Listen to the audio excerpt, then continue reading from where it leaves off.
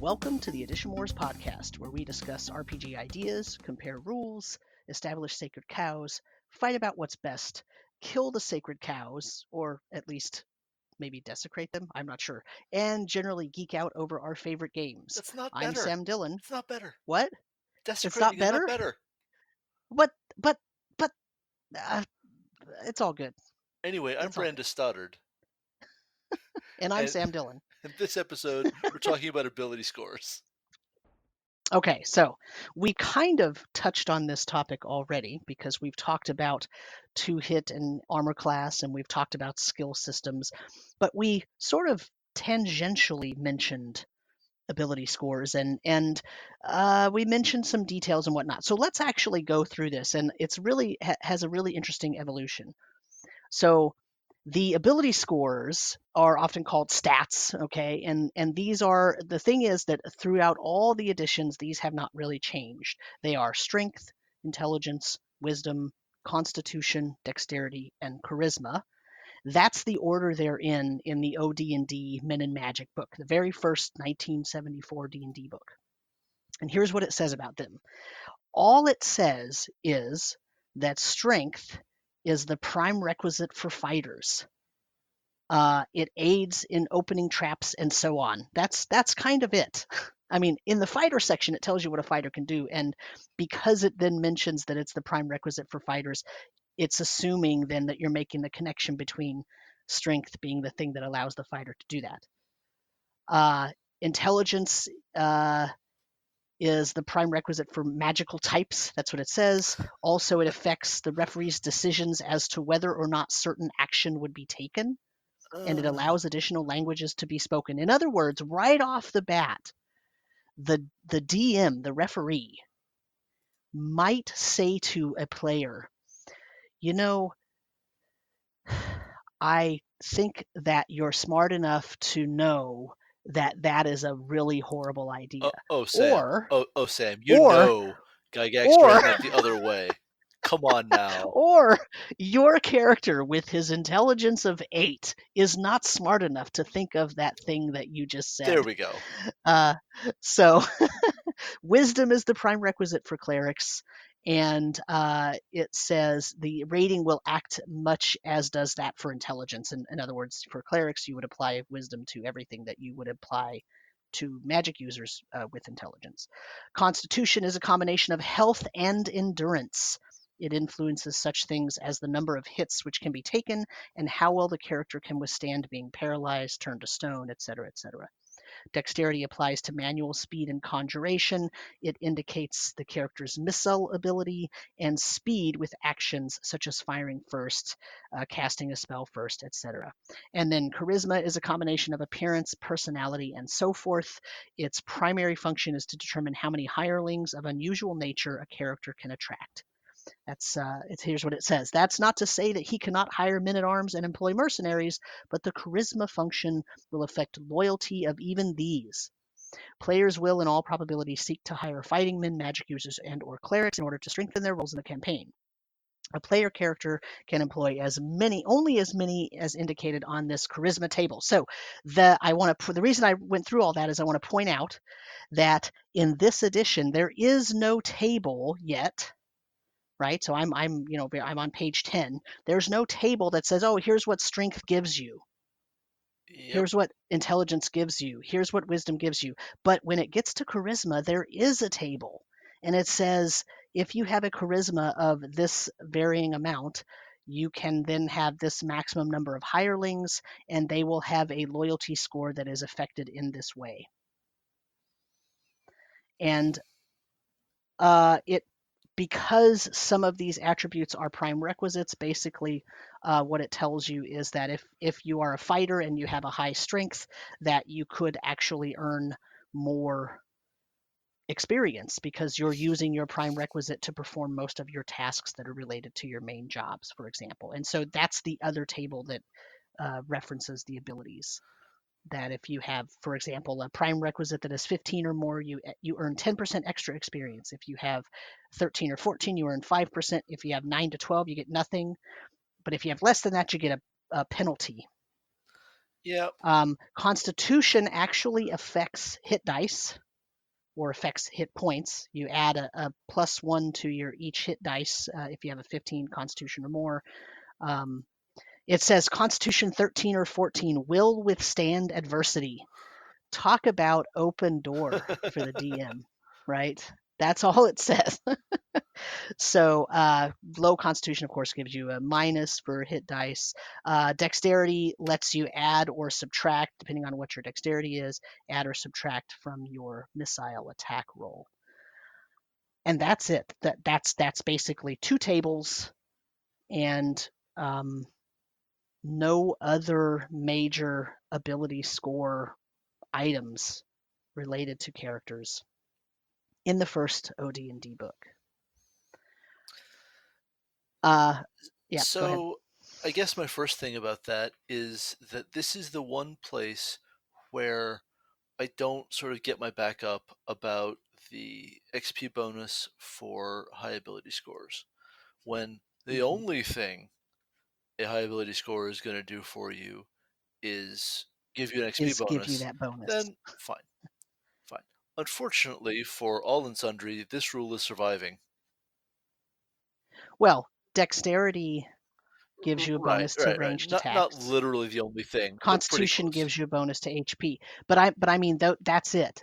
Those 2 things and the bonus or penalty to experience earned is it. That's it.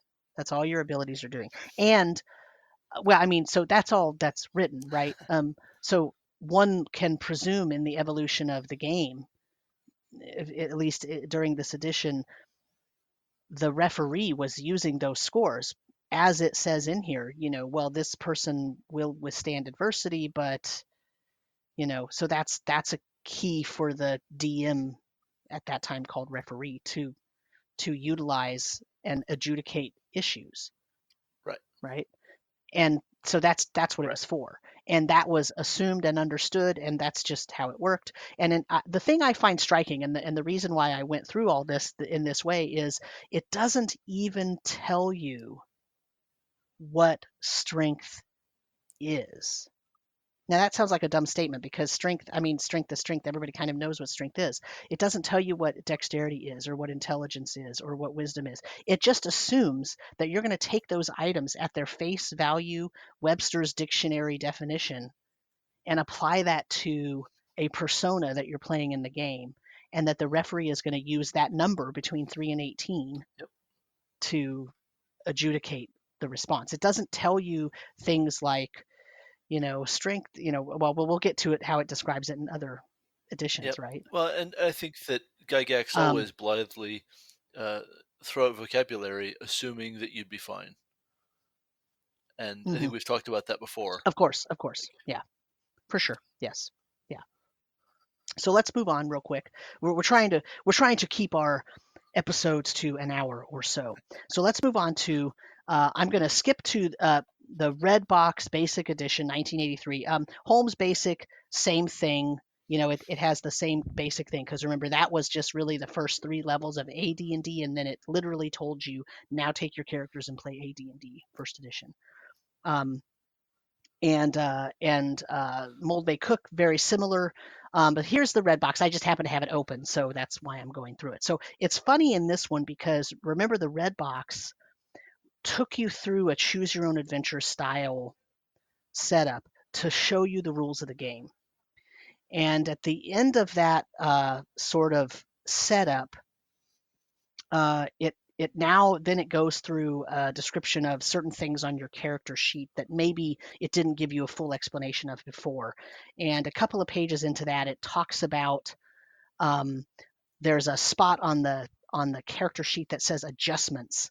It's a column next to the place where the ability scores are written. And it says, if any ability score is very high or very low, there may be adjustments, which could be good or bad. The adjustments apply to certain die rolls in the game, and an average ability score is any number from 9 to 12, and it does not cause any adjustments to be made. And then it goes through and it gives a paragraph describing each attribute based on this character. So I'm just going to go through one. It says strength. With a low strength score, it would be harder to hit monsters, and you would have a minus adjustment, in other words, a penalty. But your great strength gives you this, it's talking about this specific character. Your great strength gives you a bonus, the plus adjustment. Your +2 bonus helps you in fighting. It is added to both your hit rolls and the damage you do. It also helps when you try to perform feats of strength, like breaking open a stuck door or lifting a huge rock.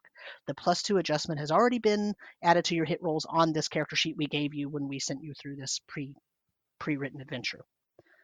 For example, then it goes through all the other ones. It tells you charisma. Your charisma is above average. You get a bonus when you are talking to others, and it affects their reaction, and so on and so forth. And when you look at the character sheet on that, if I get to it here, when you look at the character sheet in that book, what you find out is, just go to the back page here, that it doesn't say what the adjustment is. It literally just says strength with a spot, and then it says adjustment next to it, so you can write +2 or -1 or whatever. It doesn't have a line that says, oh, this is to bend bars, lift gates, carry, push, pull, anything like that. It just says adjustment. Yep. Okay.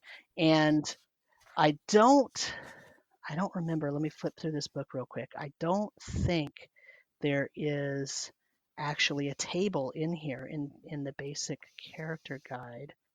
Oh, here it is. Here are so there's still a prime requisite ability adjustment. Right. Okay. So there's still plus 10%, plus 5%, or -10, -20%. And then there's one table. It doesn't specify strength, intelligence, dexterity, whatever. It just says ability score, bonuses, and penalties. And 13 to 15 is a +1, 16, 17 is +2, 18 is a +3. Note that that's a big difference from OD&D. And then 3 is a -3, 4 to 5 is a -2, and 6 to 8 is a -1. So that's sort of more similar to what we have nowadays. But it's the same across all the attributes. Whatever your adjustment is, it's the same based on your ability score. But you have to go then to the specific description of that attribute to find out what that adjustment actually affects. Okay, and then we get to first edition. Right. And when we get to first edition, we see that one of the first things it says is you need to create a character, and you have these 6 abilities.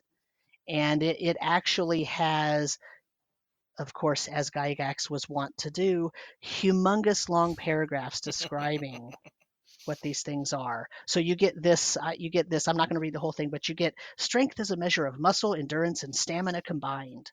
For purposes of relating this ability to some reality, assume that a character with a strength of 3 is able to lift a maximum of 30 pounds weight above his or her head, while a character with 18 strength would be able to military press 180 pounds in the same manner. Strength is the forte of fighters, for they must be physically powerful in order to wear armor and wield heavy weapons. Therefore, strength is the major characteristic or prime requisite of fighters. And those fighters with a strength of 16 or more get a bonus. He takes a lot of those mechanical bits and he puts them into this very long, wrought prose, right? And that's fine. But then there are these tables. There's strength table 1 and strength table 2. And I know that you want to discuss Well, these. I do, because what we have here is all of the ways that class and race start to touch on your ability scores, and it gets real specific. So you have strength table 1 that has an entry for most of the possible numerical scores from 3 to 18/100, and we'll cover what 18/100 means in a second, because it's a little strange. Mm-hmm. So for ability scores of 3, 4, and 5, there's only one class you can be. The only class you can play with those ability scores is Magic User. So I sure hope you have a high enough intelligence to be a Magic User, and that your otherwise, spell book doesn't weigh over 30 pounds, because you won't be able to carry it. yeah. Good luck, friend. And then The next point above that is the minimum strength for a gnome, half orc, or halfling character. That, that's a minimum again. I'm sort of not sure at all times what's supposed to happen if you don't meet a racial minimum. That's always struck me as odd. Like Yeah. maybe you could just get pushed up to the Well, you minimum. you If you just push someone up to 6 strength, no, but you what is lost? I right, ask you. but that's when you start doing that trading of scores that they do, right? Where you can spend Yeah, 2 of one attribute to get 1 in another, and if you really, really wanted to be a gnome, but you only rolled a 5 in strength, then you can lose 2 dexterity to add it so you can be your gnome character. I mean, it's a yeah, sure, yeah, but I hope you can meet the minimum dexterity yeah. Well, because there's a minimum for that yeah, too, I know. right? And we go Yes, through all the ability scores this way, right? And so you see minimums and maximums for all kinds of different things. At at 14, we have our first maximum. That's the maximum strength possible for a female halfling character, because by God, they are gonna be super sexist in first ed. yes. This fantasy is realistic to someone's reality. I don't Obviously, know. obviously, in halflings, the vagina sucks all the power out of the arms, right? That's sure. Why not? Yes, I that must be it, right? tell you what. I saw Rosie Cotton in Peter Jackson's Lord of the Rings, and Gary Gygax hadn't at the time Hmm. in the 1970s, and so I know that she was at least as strong as Sam. Yeah. I am not confused on this Yes. point. Correct. Just to be totally clear, we are absolutely making fun of this because it's horrible. We're making fun of it because it's It's horrible. horrible. We do not endorse this in any Correct. way. Correct. Um, and this is a rules element that is not going to survive out of first edition, as far as I know. If there are any uh, sex-related limits on ability scores, then I guess I'll find them in a second when I open that book. Um, And not to anyway, that it's not just halfling females; it's every race female. Uh, right, though 14 is the one specifically Hmm. for halfling Right. women, 15 for gnome women, and so on. 15 is also the minimum strength for a monk, but of course monks have to be human anyway, so Mm. that's not a problem. Um, Now, also you get 18 as the maximum possible strength for all non-fighter characters, because there's a whole bracket of uh, ability scores that are technically above 18 while not yet being 19, um, So let me that just are limited to fighters. so when uh, when this so just for anyone who doesn't have any idea what we're talking about, what would happen is if you were playing a fighter character and you rolled your strength and you rolled 3 6s, you rolled an 18. You then took out your d10s and you rolled percentile dice. And your score, instead of just being 18, it would be 18 slash whatever your percentile was that you rolled. And the percentile, and there was a whole extra sort of flap at the bottom of this table that tells you what uh, what it is, what attributes are there, or what I don't want to say attribute, what it tells you what it means if your percentile score was within a certain range. That's what we're talking about. That's how that number gets determined. Yep. And so the maximum strength possible for a female human or a male gnome is 18 slash 1 to 50. So if you're a female human, God forbid you rolled your percentile dice and you rolled 51, because that's not possible. You would have to downgrade that to a 50. Um, while I'm thinking about it, I want to note that there are uh, no sex-related limitations on ability scores that I see in second ed, uh, but halflings still are capped at 18 strength and can't have percentile strength above that.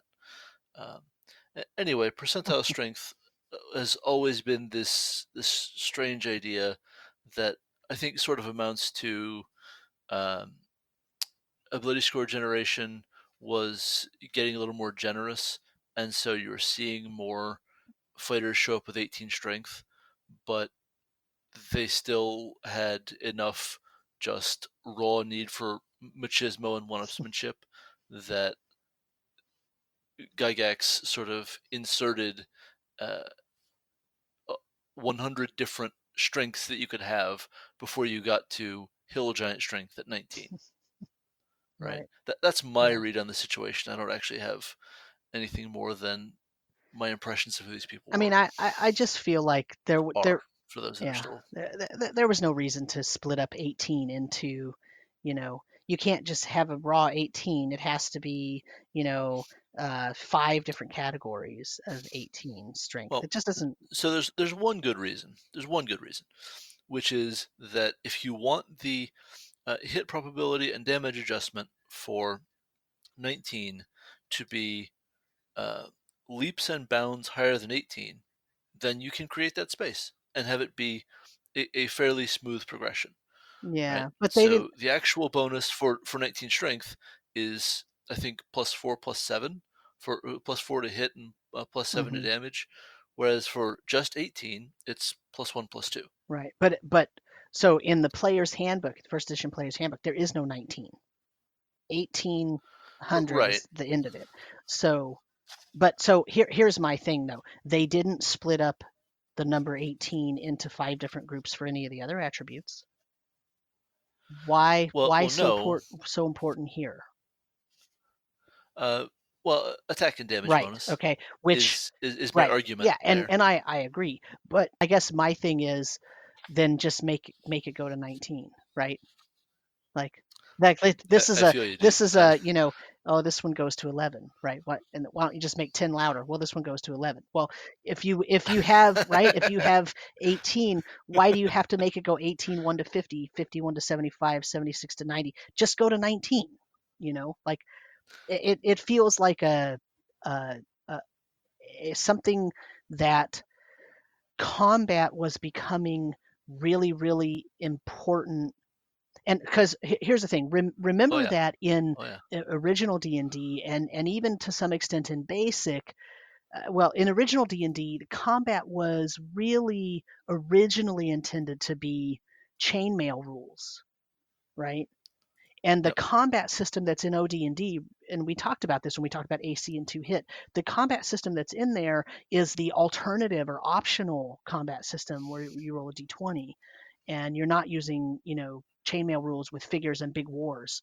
And so this is the years between when that was written and when Gary Gygax was writing this. He's trying to find a way to not have to reference chainmail rules at all, but still make things get really, really granular if you wanted them, right? Because think about it. Yep. You're writing this game for a bunch of war gamers.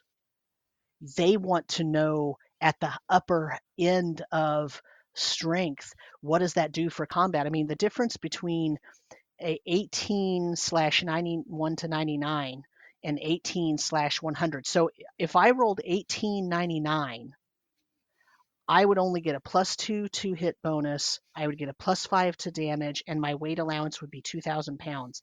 But if I rolled 18/100, one tiny 100th, 1%, right? 1%. My bonus now goes up by 1, my damage goes up by 1, and my weight allowance goes up by 1,000.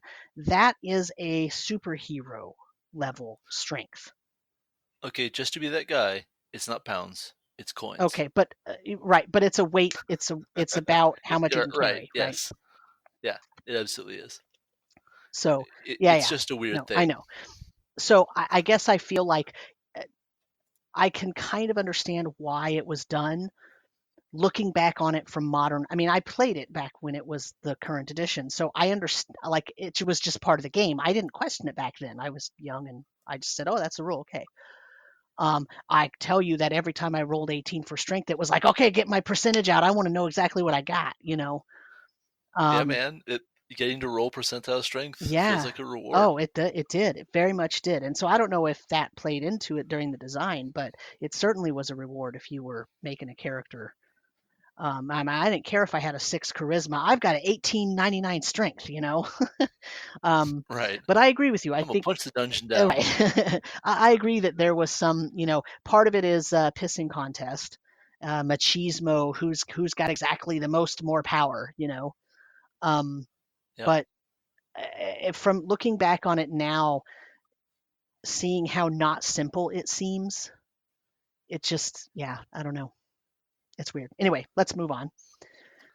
Let's move on. So the other ability scores go through the same minimum and maximum tables, and they're defining things about the races with all of this, um, and let's see. You get on down into wisdom, where um, even middling wisdom clerics get additional spell Mhm. slots, on up through an additional fourth level spell at 18 wisdom, and they also have a chance of spell failure if their wisdom is 12 or below. Um, God help you. Um, I want to go back to something too, because you're bringing up something with yeah, wisdom that I yeah. want to talk about with intelligence, and that is, excuse me, if you were a wizard, if you were a magic user, and you had a 15 ability score, 15 intelligence, you can't learn spells higher than 7th level. You can't learn any 8th level spells. You can't learn any 9th level spells. Forget wish, forget gate, forget power word spells. The most powerful spells in the game, the ones that everybody talks about, the ones that have been like cornerstones of, oh my god, that's so awesome, but really probably overpowered, but who cares because it's really cool. You can't cast those if you don't have an 18 intelligence. Yep. So what that also leads to, and that same thing happens with strength, and that same thing, but in a different aspect, but that same thing happens with wisdom. What happens there is that's why you get this idea of people really wanting high stats. Like when somebody came to the table, you knew what class they were probably going to be based on which one they put the 18 in. Right. Absolutely. Um, and it's interesting also that this is where Gary explains everything about um, uh, your minimum number of spells per level, maximum number of spells per level, chance to. He says no each listed spell, Hmm. but I think that actually means chance to learn if you're exposed to it. Um, Yes, because in first edition to you learn had any to. given spell in the level Yeah, group. Yeah. yeah. So in case you don't know, in first edition, if Oh you were a God. magic Yeah. user, if you wanted to learn a spell, you actually couldn't just say, "Oh, I found a scroll. I want to learn that spell." You actually had to roll. And if your roll was not high enough, you could never, ever learn that spell. Yeah. But you would go through and roll your percentile chance, um, going through all the spells in the player's handbook in whatever order you liked. It says here until you got to your minimum, Hmm. and then under acquisition of heretofore unknown spells, um, you can learn a few additional spells. Um, Only two additional spells if you have a 9 intelligence, and up to all additional spells if you have an intelligence of 19 or more. Uh, it doesn't exactly say how you do that, but we know it's from magical tomes that Hmm. increase your ability scores. Right. Um, you could learn all spells of a given level. So, Yeah. hey, good on you. Yeah. Also, if you accidentally get into a melee scuffle with a creature that drains intelligence, and your intelligence goes down, and you're a magic user, you have to check again if you're able to relearn those spells when you're It's your fault for getting attacked, dude. right. If you're No. so what's interesting about that though is it's one of those things where nowadays I think people would consider that very cruel, right? That, oh, Yeah. this person's Yeah. intelligence went down, they lost that spell, now they have to figure out if they can relearn it again once they somehow get their intelligence returned through, probably through some other kind of casting restoration or something. um, I think And both cruel and an enormous waste of table time. right, but then they roll to learn to know if they can learn it, and then the answer is no. That part that's wiped from their brain forever for their entire existence. They can never learn it again. And that's actually one of the things that keeps magic users in check. Like there's such a huge power difference when you start getting to higher levels, if you get to the higher levels, between magic users and simple melee characters, that there has to be some way to keep them in check. Well, this is how. The problem is these things were not fun at the table. So a Yeah, lot of people just didn't bother, right? They just didn't yeah. bother to recheck that. Even if they I, were I sort cruel of enough doubt that. DMs to cause, the magic user to get touched by a wraith or something that drained intelligence or Right. drained levels, and they I was lost gonna say I things. doubt that that much intelligence actually got lost. Right. Well, that's what I mean. Like even Yeah. if the DM was cruel enough to do that and follow through with that and let it happen, I don't know anyone. Not that I know everybody who ever played or anything, but I don't know anybody in my generic general circle of friends who played first edition, actually played it when it was out, who made that loss of learning permanent. Like they said, oh, you have to roll again to see if you can learn that. They just decided, no, no, if you learned it once before, you can learn it again. Yeah. So anyway, we're way off on a tangent. This is why our episodes become 2 hours long. Yeah, that's accurate. Um, so right. There's not a lot that is super different that we haven't already sort of covered for the other scores here, except that Constitution here introduces System Shock Survival and Resurrection Survival, um, and you can potentially get a few more points per hit die for a very high Constitution. Now, System Shock Survival is when something really catastrophic happens to your body that doesn't in itself kill you. I think polymorph and a few other strange and terrible things. Mm-hmm. Flesh to Stone, polymorph, and others. Um, and so you have to make a percentile roll or um, just be super dead. And I think we should bring this back as a balance to the incredibly broken 5th ed polymorph spell. I'm just gonna throw that out there. Just Okay. just System Shock Survival. Right. That'll teach Yeah. them. It will not Uh, teach them.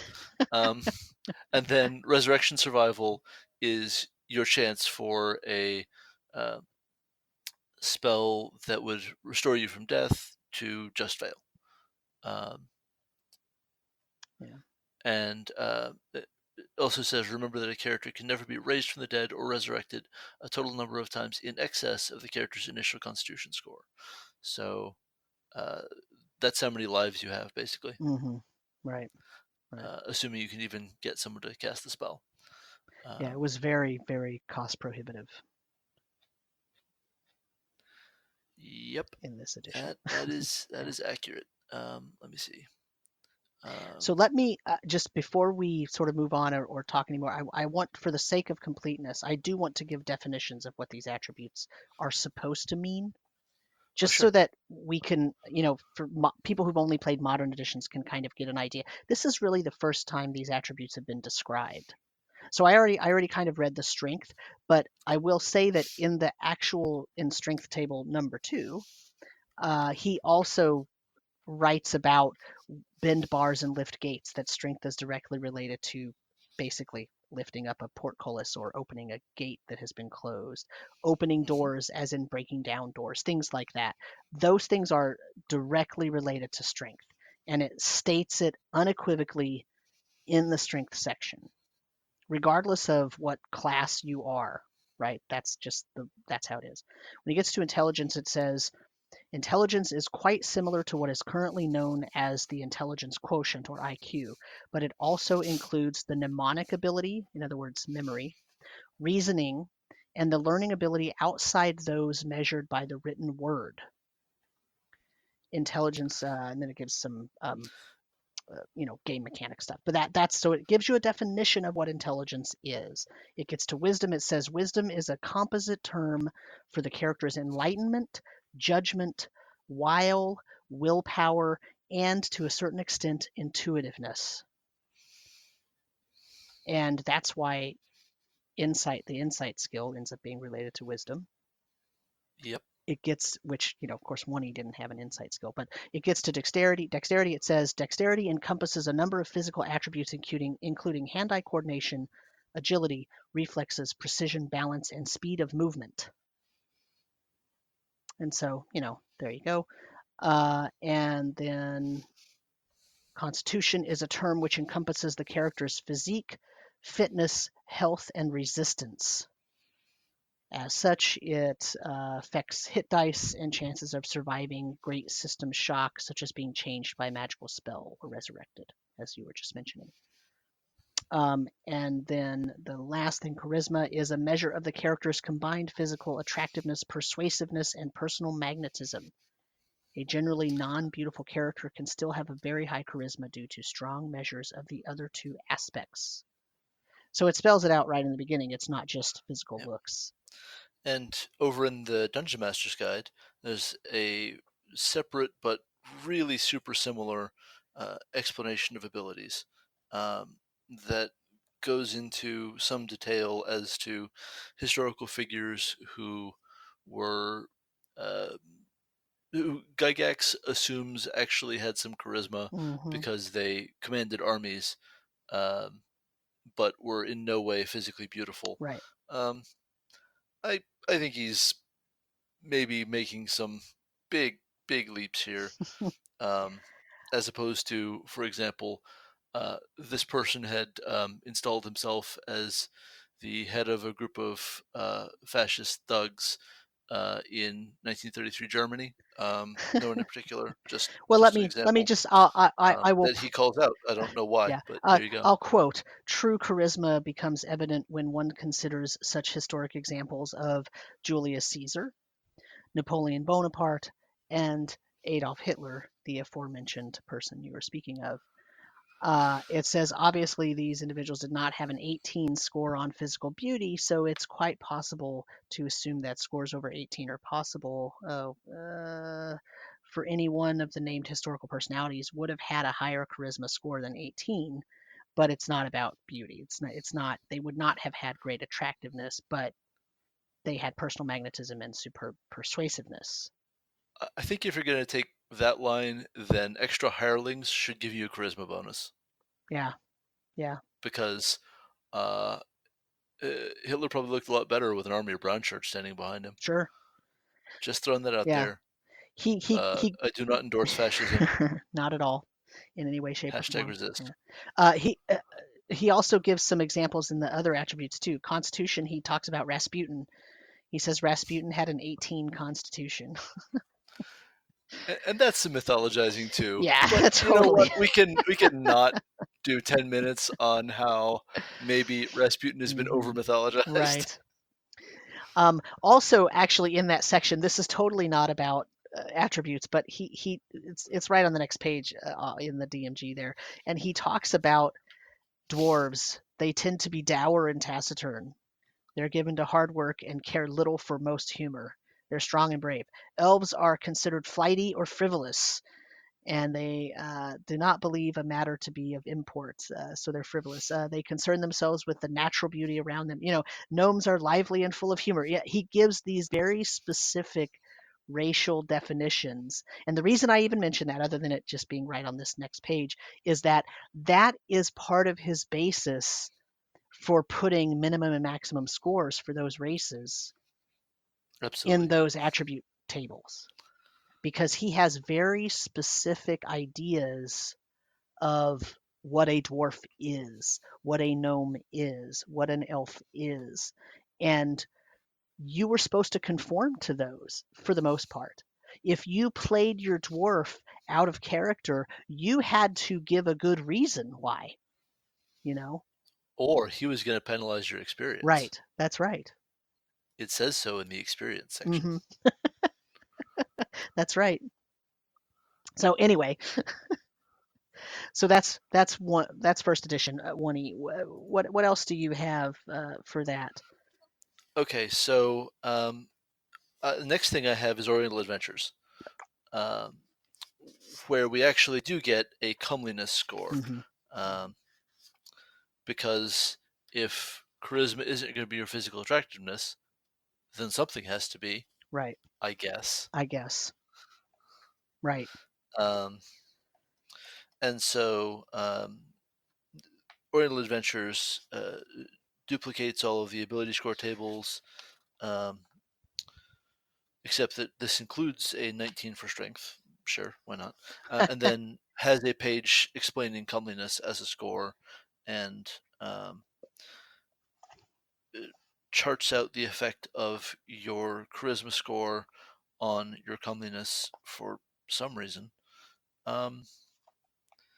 And so I guess you can have a much wider range of comeliness scores than anything else, and it's a strange set of choices. I don't know, man. Um, I mean, it makes me wonder why they put that in Oriental Adventures. I mean, I guess would that be like they were? I mean, that okay, whole thing is so problematic, right? But well, it's super problematic, but I actually sort of know the answer to this, um, because it's discussed a bit more in the skills section here.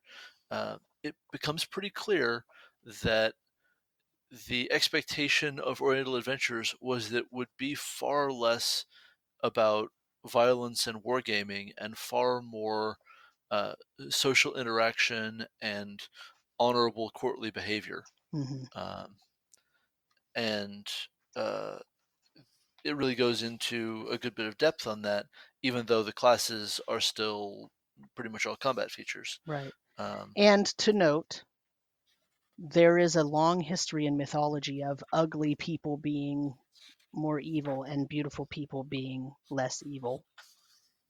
certainly, uh, I too have heard of fairy Yeah, tales. yeah.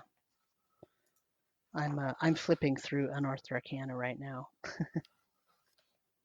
Of course, this is where you get the single most difficult class to qualify for, uh, the Paladin Cavalier, Yeah, um, because it's tough enough to be a player's handbook Paladin, but uh, the Paladin Cavalier tacks on still more requirements in right. exchange for still more ridiculous abilities. Yeah, and the class limitations on that Paladin Cavalier. Oh right, yeah. There's a lot more depth. There's a lot more depth on um, ability score requirements and how those impact your level cap Hmm. for non-human races. Yeah. Um, By the way, comeliness is in Unearthed Arcana too. oh, is it? Okay. Yep. Right, you are. Yep. There you go.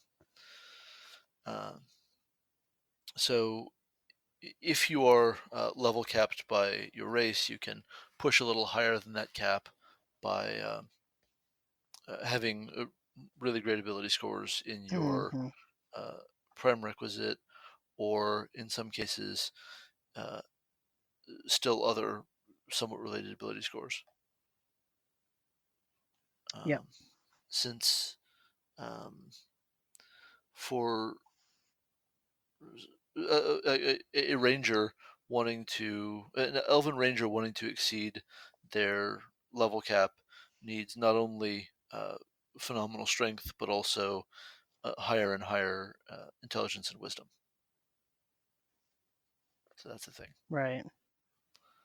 But if you somehow have 20 strength and uh, either 19 intelligence or 19 wisdom, um, and the other of those would have to be an 18 just for you to have gotten here, you can get all the way to 14th level ranger. Cool. If you Yeah, can thanks. survive. Yeah, good luck. Yeah. So that is what I have for first ed. And so if you're ready, I'm ready to jump into second. I think I'm ready. I was glancing at the Thief Acrobat to see if there was anything specific because I remembered there are some adjustments for strength regarding standing broad jumps, running broad jumps, and high jumps tightrope Yeah. walking, pole vaulting, tumbling maneuvers, all of those things were directly related to how well you could perform those things, directly related on a table to your attributes. So as the edition went on and on, of course, more and more things became directly related to the attribute. And remember that all the additions up till now that we've talked about, and it will be including second edition as well, they don't have a single unified system where they roll a d20 for everything. So sometimes breaking down a door, you're rolling a d6, right? Sometimes you're rolling a d20. But that's part of the reason why there's so many different disparate tables. Sometimes you're rolling percentage dice to see if you succeeded on something. Mhm. And it's not all related necessarily to a d20. So every attribute had to have these sets of tables because it wasn't always easy to say, well, that's just a +1 bonus, because it wasn't always just a d20 roll. It was sometimes a d6 or a d8 or a percentage dice. So, and then with that, I think we can move on from first edition. So the ability scores in second edition are real similar, except that there's no comeliness. They've gotten rid of that again. Um, I don't Think they heard even about how think. stupid it was. Well, yeah, um, and I don't know that there's even any significant changes to the meanings of scores, except that I think System Shock and Resurrection Survival get substantially retuned, and um, I think you actually lose a point of Constitution for real when you get brought back from death. I think. Um, Yeah, if I'm recalling correctly, I think you are right. so um, Intelligence I know gives that you, happens in third ed if you get brought back from death and you are first level. You lose a point of con. yeah, intelligence gives you illusion immunity. Yep. If you somehow have 19 intelligence, good luck. Um, Well, yeah, I mean, of course, and that's the thing that 2E did explicitly in the players section in the right. players handbook in the very beginning ability score section. All of the ability score tables are extended from 18 down to like 20, 25, something like that. Yep. Are they all to 25? I think All they the are. 25. Yep. Yeah. And in wisdom, if you have a wisdom of 19 or higher, you start picking up a whole pile of immunities Hmm. to individual spells. Right. Um, Oh, and strength is not 1800. It's what? it's just oh, it is. It is It 1800. absolutely is. It is. It is still split. So it's not. It's strength is actually not 1 to 25. It's 1 to 18, and then the 5 other distributions of 18, and then Yep. 19 through 25. Yep. Ah. And then you have a very different system for open doors, I believe, Hmm. um, uh, Yeah, they changed it. leading to some sort of strange parenthetical notation that right, it's your chance, you have additional chance to open a locked, barred, or magically held door, Hmm. um, but only once ever for that door. So sure, Right. um, Well, and it has to specifically say that because the trying to open it and it's not magically closed, you right, can try that any number of times, yeah. but it takes time.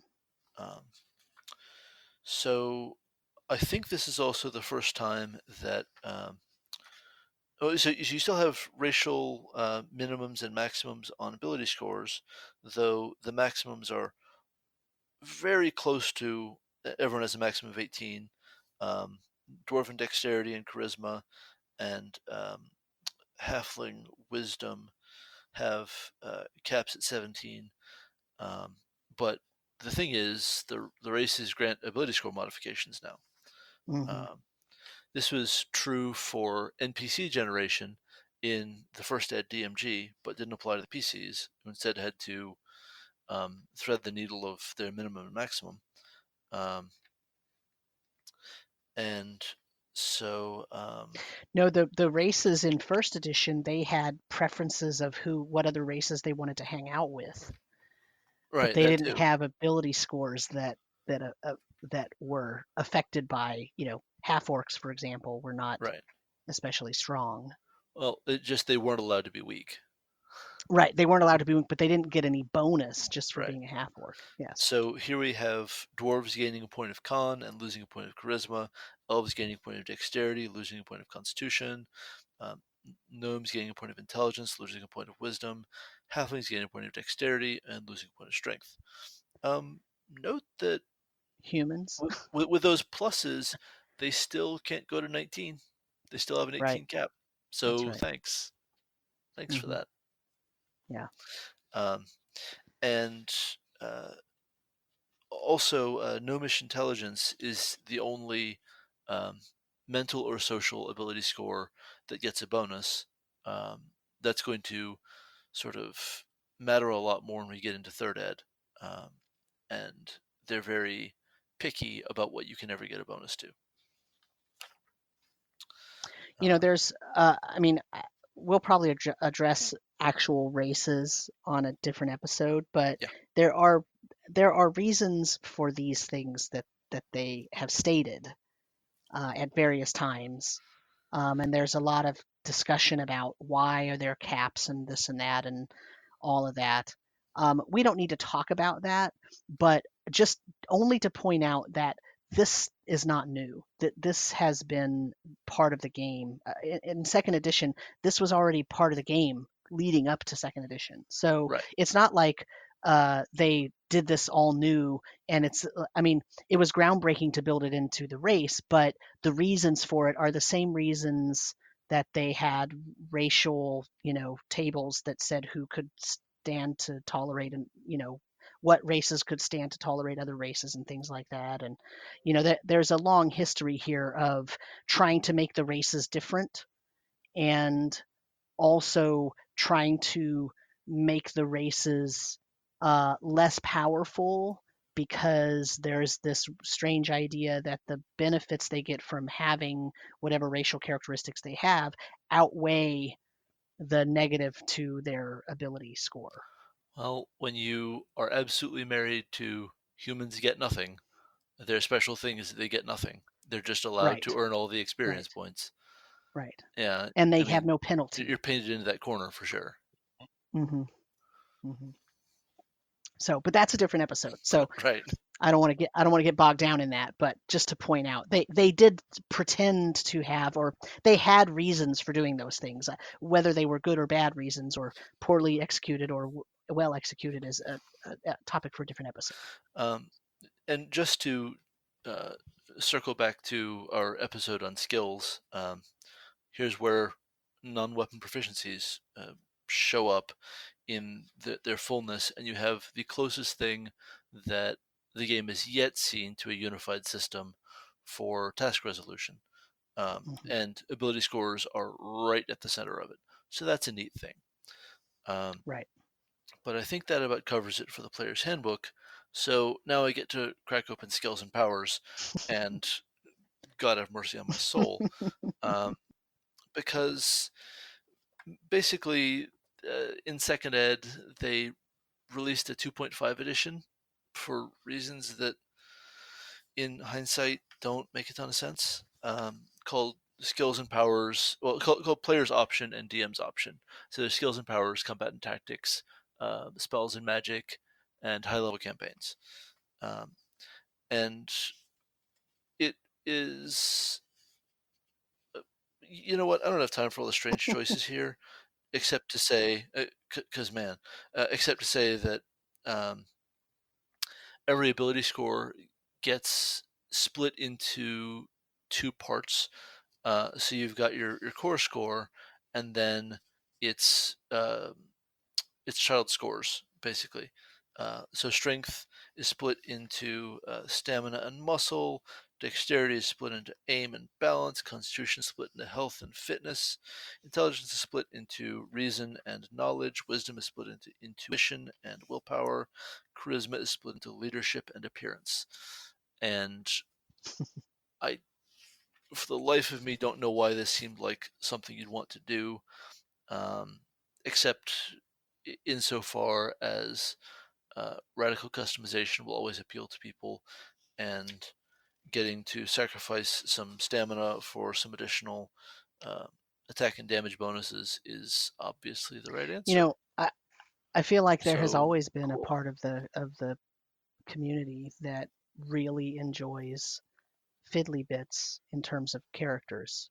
And I Well, think certainly. this was appealing to them to some extent. And there's also still that same kind of idea about making the game your own and doing things in your game that feel good to you, that make sense to you and your table and your players. And this is just sort of codifying some of that stuff in detail in a way that's easily accessible in terms of going to the store and buying a book rather than waiting for a once a month magazine or because remember, right, the internet was not a thing still, so it wasn't as if you could say, I have this idea for a different way to think about weapon speed and size. And I wonder if anybody's done this before and Google it. Like that just wasn't a thing. So to, Well, no, well, you go to Usenet, some people would go to Usenet. a bulletin board system Yeah. of some sort. But you get my point, right? I mean, that's, IRC? yeah. I'm out of my depth. Um, but you know what I mean? So yeah, yeah. So I feel like I get what you're saying. Like, and I thought those books were okay. I owned them, all right. I'll admit, but I don't think I used them. I think I looked through them. I appreciated the expanded weapons tables, um, just because I like data and tables and shit. Um, Sure. but Yeah. I never used them in my game. I always went for a more streamlined game while playing at the table.